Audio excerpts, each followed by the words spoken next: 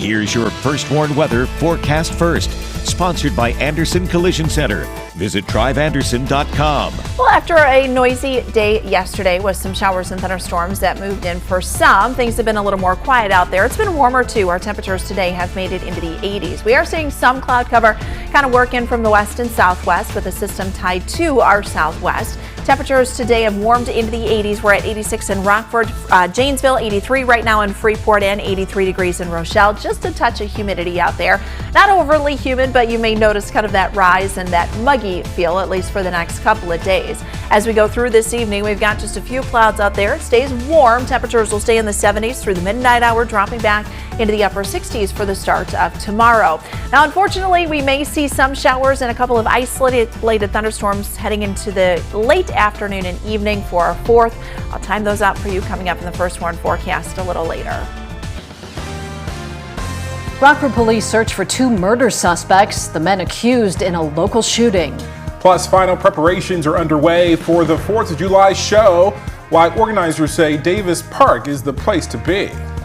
And a local animal shelter is at capacity. The special deal giving man's best friend the chance to find a forever home.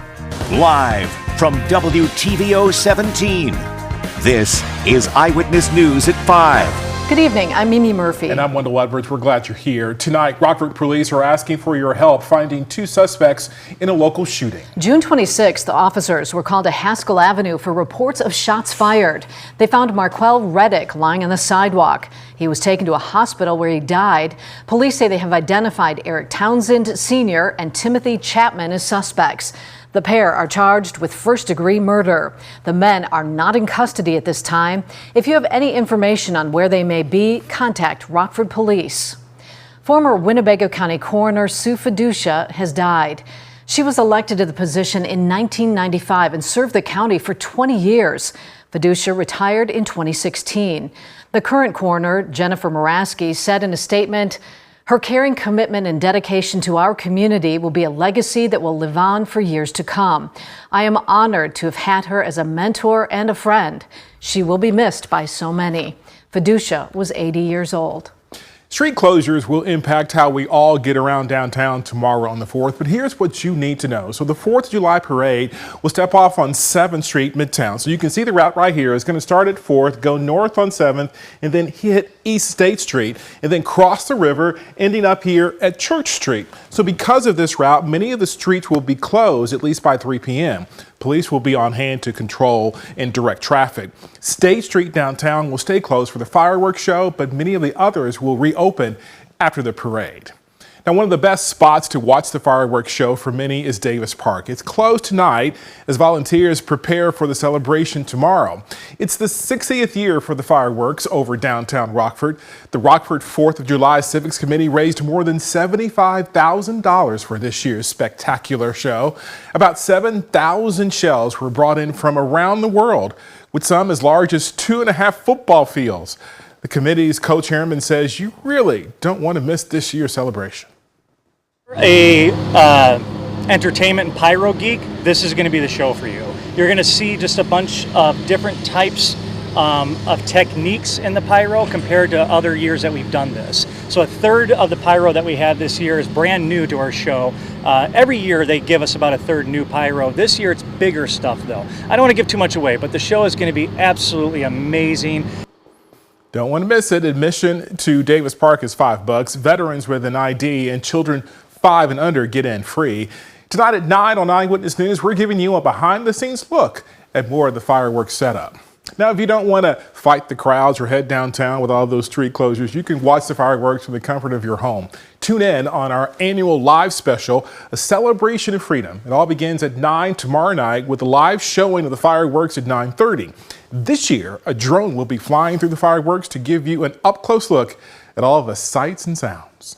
The holiday travel rush is well underway, and it's expected to get busier in the coming days. According to AAA, 70 million people are traveling through next Monday. Between last Thursday and next Monday, TSA expects to screen more than 32 million people nationally. The agency predicts Sunday will see the most crowds as people head home from the holiday. AAA says after the pandemic, more people are taking advantage of remote work and extending their summer vacations. Not only are schools out for the summer, but parents have the ability to work remotely from anywhere. So with that option, many people have chosen to extend their July 4th holiday travel. If you're driving tomorrow, AAA says the worst times to hit the road are between 2 and 7 p.m. Local road construction will be put on hold ahead of Independence Day. From today until Monday, no work will take place on U.S. Bypass 20 at the Mulford Road Bridge. Construction is set to resume after the holiday period. Back on June 26th, overnight lane closures started to install structural steel for the bridge. The project is scheduled to be complete in September. Now, with the 4th fast approaching, it's tomorrow. Medical experts say please play it safe before igniting your grill. According to the National Fire Protection Agency, 20,000 people are treated every year in ERs due to grilling injuries. And more than 10,000 fires are started by grills each year. OSF medical experts say a good tip is to become familiar with your grill, especially if it's a new one. Errors like improper installation of the gas tank can cause it to explode. It is also a good idea, experts say, to keep the grill outdoors and away from any potential hazards. Garage is going to be a very dangerous place. You think, oh, well, I'm going to get out of the rain, or I'll be able to grill year round and it's going to be warm and safe, but you have turpentine, you have gasoline, you have all different types of gas products that could be in the garage that you might use for your lawnmowers or weed eaters. Experts say if you get lighter fluid on your skin, move away from the grill and wash your hands and arms immediately to ensure that you don't catch fire when you light that flame. The Winnebago County Animal Shelter is at capacity. In order to make more room, it has a special deal for dog adoptions this weekend. Our Blake Dietz went to learn more. And Blake, I hear now's a great time to adopt a new pup. Yeah, it sure is, Mimi. Wendell, the 2-day waived fee event isn't just about finding a furry friend, a forever home, though, as Winnebago County Animal Services tell me they're in desperate need of the community's help to avoid potentially dire decisions.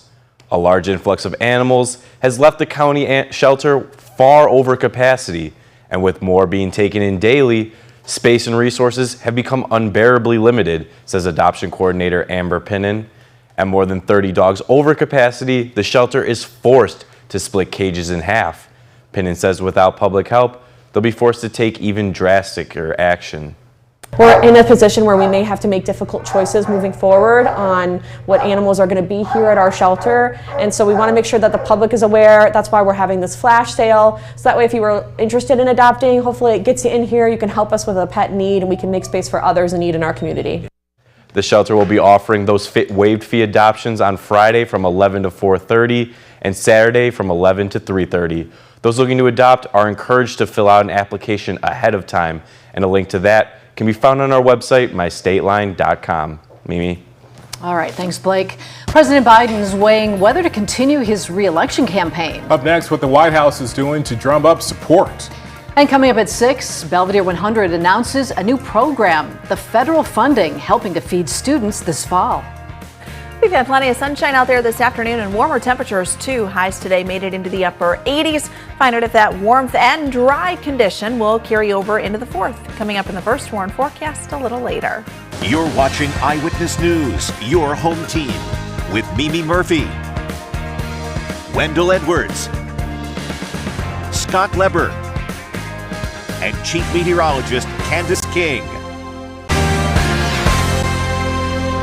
Welcome back. New fallout tonight after President Biden's debate performance. Sources say the president is keeping an open mind about whether to stay in the race. This as the White House continues to fend off tough questions about Biden's mental fitness. Winn has the latest from Washington. In the first stunning indication that President Biden is seriously considering his next step, sources tell ABC News Biden told at least 2 people his next few public appearances are critical to determining whether he can stay in the race. They say the president is keeping an open mind about his path forward, saying he knows he has to perform well on his upcoming campaign stops as well as his Friday interview with ABC's George Stephanopoulos to change public perception. Separately, the New York Times first reported that Biden is weighing whether to continue his re-election bid, a claim the White House quickly rejected. The president is clear-eyed, and he is staying in the race. The president's widely panned debate performance last week left his campaign scrambling to stave off mounting concerns about his mental fitness. Today, Biden speaking to Senate Majority Leader Chuck Schumer for the first time since the debate, according to a top White House aide, just one day after he spoke to House Democratic leader Hakeem Jeffries. He has done this outreach. He's having these conversations. It is important to him to do so. With just 4 months until Election Day, many Democrats now torn between backing the president or rallying behind a new candidate. Texas Democratic Representative Lloyd Doggett on CNN becoming the first to break ranks. I just feel that it's time for him to step aside if we are to be able to protect what he allowed us to gain in 2020, which was a victory for democracy. Sources say Vice President Harris cut her vacation short and flew back to Washington to attend a lunch with the president. And tonight, Biden also meeting privately with Democratic governors as concerns reach a critical point. Winn, ABC News, Washington. Well, here in the state line, temperatures made their way up into the mid-80s. Yeah, the heat returned. But after the break, Candace tells us if we'll see any rain on the 4th. Now, your first warned weather forecast from Chief Meteorologist Candace King. Well, after a bit of a muggy start this morning, it's been a little more comfortable, but it's been warm out there as our temperatures have made it into the mid and upper 80s. We've had plenty of sunshine, starting to see a little more cloud cover kind of work in from the south and southwest. This will eventually turn our skies mostly cloudy as we go through the night tonight. Current temperature in Rockford at 86. We're 86 in Janesville, 83 in Rochelle, and 84 degrees in DeKalb. With that dew point number in the mid and upper 60s in a couple of spots. It does feel a little muggy out there, but nothing we can't handle for the beginning of July. 86 for our weather watcher Terry down in Genoa had just about 3/10 of an inch of rainfall from what came down very early this morning. Dew point temperature there in northern DeKalb County sitting at 57 and a light northwesterly wind. That northwest wind following the cold front we had pass through early this morning allowed our conditions to kind of dry out a bit, paving the way for a beautiful Wednesday. Quiet conditions can be expected here as we go through the rest of this evening as that cold front continues to pass further down to the south. Any rainfall here for tonight going to stay to our south, but that's where we're getting the cloud cover from late this afternoon. Keeping an eye on a couple of active thunderstorms back out to the west, and eventually that system works in our direction as we head towards tomorrow afternoon and tomorrow evening. So what does it mean for the 4th? Well, we're going to have a lot of dry time for tomorrow morning, early afternoon, no problems there. We'll likely start the day off with some cloud cover, but a pair of low pressure systems we'll keep an eye on. The one moving through Missouri will kind of pass more to the south of us. That's secondary low pressure system over south central and southeast Minnesota. That'll move into Wisconsin and could help fuel at least some scattered showers as we look a little further into tomorrow evening. Now, closer to where those low pressure systems are located, that's where we've got the risk for at least a few severe thunderstorms, but you'll notice that marginal risk, well, it's shifted a little further to the east. Yesterday it was out west of the Mississippi River. Now it's just to the west here of I-39. So what does that mean for us? Well, if we do see any thunderstorm that develops, and it would be isolated at that, there is a risk for at least some hail associated with that system coming through. So something we'll keep an eye on, especially as we get a little further into the afternoon, and the best chance for any of those showers and thunderstorms actually going to sit just to the west there of I-39. So as we go through the day tomorrow, notice during the afternoon hours, temperatures are in the low to mid 80s.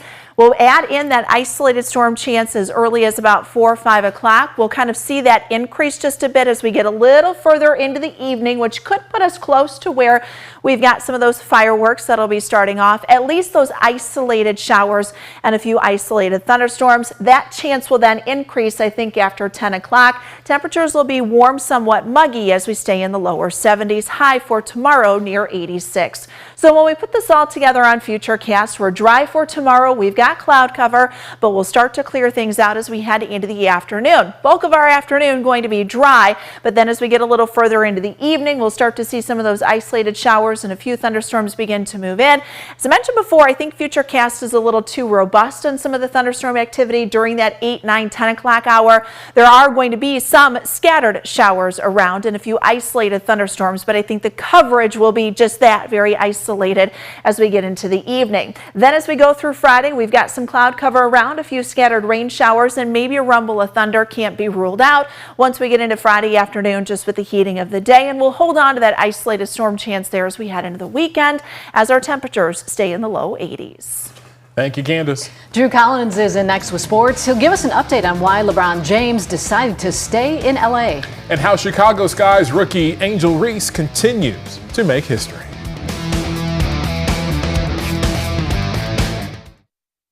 Now sports with Drew Collins. The NBA free agency continues, and today LeBron James announced his return to the Lakers. LeBron signed a 2-year extension worth $104 million. His contract includes a player option and a no-trade clause. Meanwhile, his son Bronny just signed a 4-year deal worth $8 million. It's safe to say the father-son duo will run LA for the next few years. And Chicago Sky rookie Angel Reese was awarded a spot on the WNBA All-Star team. Reese and Caitlin Clark were the only rookies selected. This is what she had to say after hearing the news. I mean, I'm just so happy. I know the work I put in.